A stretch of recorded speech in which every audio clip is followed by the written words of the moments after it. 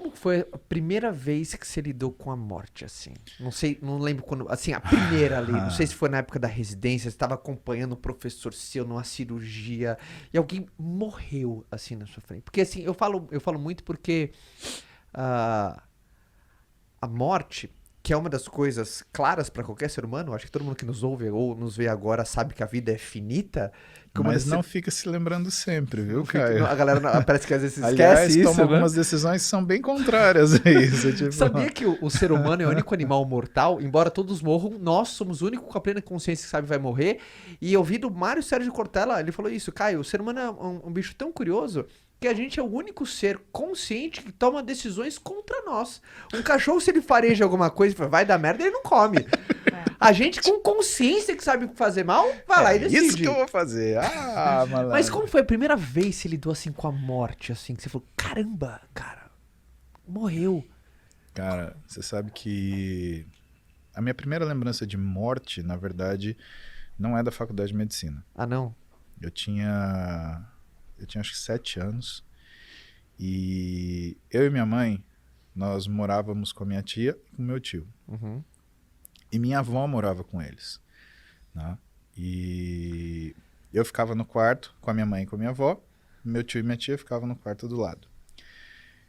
E a minha avó, ela já era uma senhora de idade, ela tinha diabetes, então eu lembro dela acordar de manhã para esquentar e ferver as agulhas dela e seringas e aplicar insulina e todo aquele ritual, e eu ficava, moleque, olhando aquilo.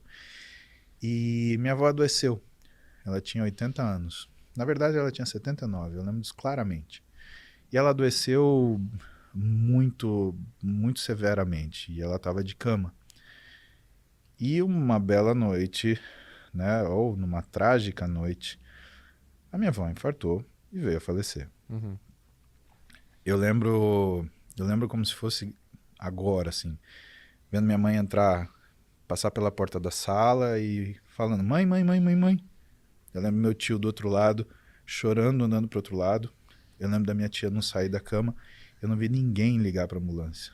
Eu peguei o telefone, com 7 anos liguei pra ambulância, falei quem eu era, falei o que estava acontecendo. O cara falou, é trote. Eu falei, não é trote.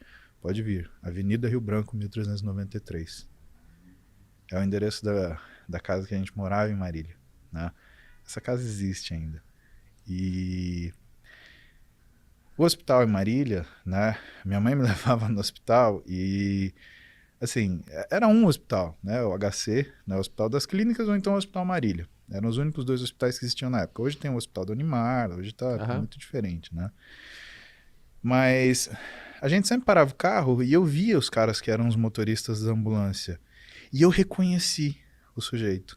Eu recebi ele na porta de casa, levei até o quarto. Minha avó tava deitada, já sem vida.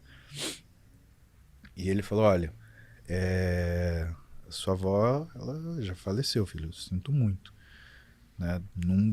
Não tem por que a gente levar para o hospital, acho que vai ser mais uma dor de cabeça para vocês. E aí, eu lembro que eu olhei para ele e falei assim, faz um favor para mim, só não deixa ela ficar com a boca aberta assim. Aí ele olhou para mim e falou assim, você tem um lenço? Caramba. Ave Maria. é, é difícil lembrar. E eu sabia onde minha avó guardava as coisas dela. E eu fui lá, peguei um lenço, entreguei para ele. E a primeira vez que eu cuidei de alguém que não era eu mesmo, foi esse sujeito me ensinando a fazer um laço na cabeça da minha avó para não ficar feinho, mas pelo menos para ela, sabe, tirar aquela sensação de ficar com a De boca morte. aberta ali, de Sim. morte, que aquilo mexia comigo. E assim, Caio, o que eu fiquei surpreso? Eu tinha um problema para resolver. Eu tinha minha avó falecendo. Eu tinha minha mãe sem condição. Eu tinha meu tio desesperado do lado. Eu tinha minha tia que não conseguia se mover. E era para eu resolver. E eu acho que, cara, isso mexeu comigo de uma forma que eu fui entender, na verdade, quando eu passei em psicologia médica, no primeiro ano da faculdade. E aí o professor, na época, né, ele contou pra gente o que era o mito de Asclepio Quiron. né? Que isso? Asclépio ou Esculápio, né? Isso é a história do início da medicina. Ah, tá. Então, diz que Zeus teve o filho com uma mortal e para esconder esse filho, né, esse semideus, ele entregou para um centauro, Quiron. E falou, olha, você vai cuidar do Asclépio, né, e vai esconder ele. Quiron, quem que era esse centauro? Era o centauro que tinha acompanhado o Hércules e que tinha tomado uma flechada com veneno embebido no veneno da Medusa. Uhum. E que, portanto, teria morrido, mas que descobriu a medicina tentando curar-se. Uhum. E aí, o que o Quiron fez? Ele ensinou o Asclépio a ser médico, né, através do que ele tinha aprendido tentando se curar. Logo, quem é o médico, Caio? É o sujeito que tem a ferida que nunca cura. Caramba, forte essa, hein, cara? Isso é forte, cara, isso é pesado. E aí a gente fica pensando nas feridas que a gente tem. Porque a gente tem, sabe? Caramba, E, na porrada, verdade... hein? Caralho, essa é porrada.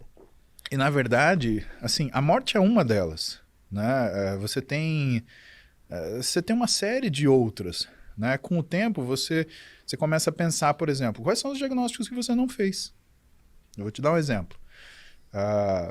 Não é porque o cara quer fazer esporte que ele é saudável, tá? Sim. Então, eu tenho uma taxa de pacientes que me procuram que tem, por exemplo, pressão alta. Dentro de todos os pacientes que têm pressão alta, você tem uma estatística de que aproximadamente 10% eles têm pressão alta porque eles têm uma doença que chama adenoma de suprarrenal. Então, ele produz um hormônio que faz ele ter pressão alta, simplificando muito a conversa. E aí, o que eu fico? Eu fico procurando todos os pacientes que eu atendi que tinham pressão alta para ver se deu 10%, porque se deu 5%, cara, será que eu não diagnostiquei isso? Puta que pariu, será que eu deixei passar? E aí, o que é o seu medo? Porque é fácil falar, não, eu tenho um consultório, todo mundo tá bem, todo mundo tá saudável, nunca tive um problema, nunca tive... Cara, agora, para pensar, será que você nunca teve um problema? Ou você nunca soube do problema que o paciente teve? Isso traz pra gente humildade. E o médico, ele tem que ter humildade, senão ele começa a achar que ele realmente tem alguma coisa de divino nele. E que ele pode fazer o que ele quiser, que ele pode falar o que ele quiser. E aí, né? o excesso de confiança vira um perigo, né? E a gente brinca, né? Fala que primeiro o neurocirurgião, depois médico, Deus, o resto das pessoas, né? Então, que essa é a humildade. A gente tem um amigo que ele é cardio, ele fala assim, como é que ele fala? Ele fala assim, todo cardiologista... Não, ele falou, todo médico acha que é Deus. O cardiologista tem certeza. Ele brinca, ele é cardiologista. Né? Essas piadas que vão da humildade médica, né? Elas são extremamente profundas. Né? E o contrário também. Né? E aí fala, né? Para você ser ortopedista, você precisa ser forte e burro. E para você ser obstetra, você não precisa ser forte. Né? Então tem... Só fica no burro. Cara, tem... Paulo, o que tem... Olha, são 3 da tarde aqui, eu estou aqui na minha casa, na minha piscina, trabalhando apenas com o meu celular. E o melhor de tudo, sem precisar ter um chefe chato, um emprego que você ganha um salário que mal paga as suas contas. E o principal, ganhando mais que a média salarial no Brasil.